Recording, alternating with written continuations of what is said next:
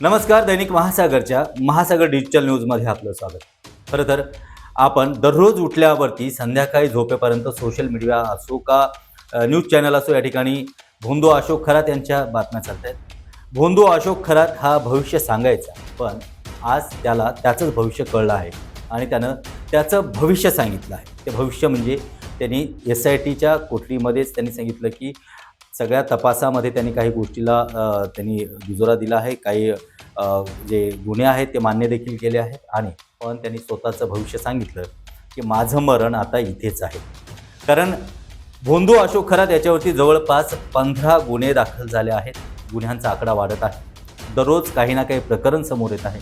पण उभा महाराष्ट्र एकच सवाल विचारतोय, तो म्हणजे SIT तपास करत आहे पण कारवाई का नाही? कारण SIT अद्यापही फक्त कारवाई झाली ते अशोक खरातवरती, पण इतर संदर्भातले बरेचसे नावं पुढे आले. खरं तर अंजली दमानिया यांनी तर पूर्ण CDRच्या माध्यमातून कुणाचे किती कॉल झाले या संदर्भामध्ये सगळी माहिती दिल्यानंतर देखील कुणाचीही चौकशी होत नाही.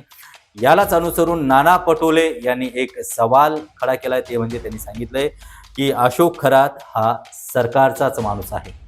खरं तर याला दुजोरा देत विजय वडेट्टीवार यांनी देखील सांगितलं आहे की विजय वडेट्टीवार यांनी एक सगळ्यात महत्त्वाची टिप्पणी या ठिकाणी केली की खरात मुस्लिम असता तर वरात काढली असती. खरात प्रकरण बाहेर काढण्यात सरकारला अद्यापही यश आलं नाही असं सांगण्यात आलं आहे. पण गोपीचंद पडळकर यांनी उलटं सांगितलं आहे. कारण त्यांनी सांगितलं आहे की खरात प्रकरण हे सरकारनंच बाहेर काढलं आहे.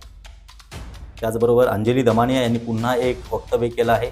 ते म्हणजे अशोक खरात यांच्या ज्या प्रकरणावरून आणि त्याच्या आजच्या ह्या बोलण्यावरून त्यांनी शंका व्यक्त केली आहे. ती शंका म्हणजे कदाचित अशोक खरातला संपवण्यात येईल आणि त्याच्या जीवाला धोका आहे असं आज अंजली दमानिया यांनी व्यक्त केलं आहे. अंजली दमानिया यांच्याच वक्तव्यानंतर खरं बघायला गेलं तर करुणा मुंडे यांनी देखील एक वक्तव्य केलं आहे. यांनी सांगितलं आहे की अशोक खराताच्या जीवाला धोका आहे.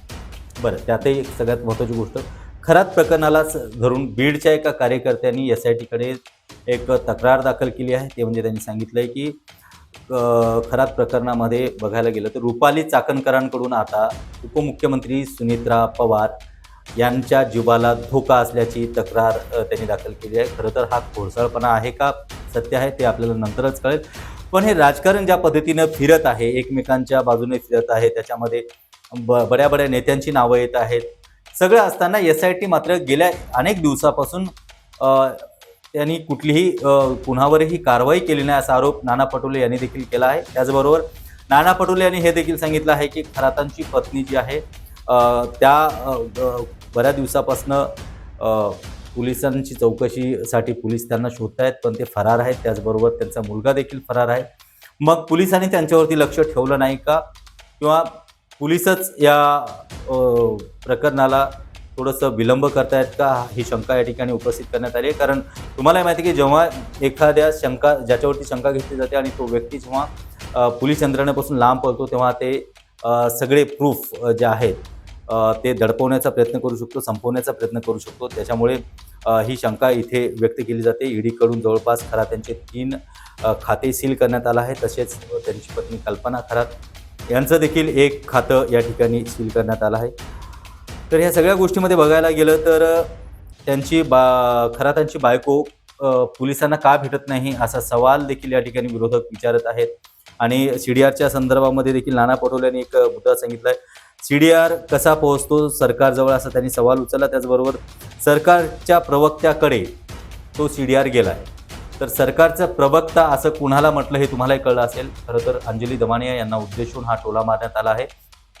या सगळ्या प्रकरणामध्ये चौकशी सुरू आहे, गुन्हे दाखल होत आहेत आणि खरं तर आज भोंदू बाबा अशोक खरात यांनी स्वतःचं भविष्य सांगितलं आहे की माझा अंत आता इथेच होणार आहे.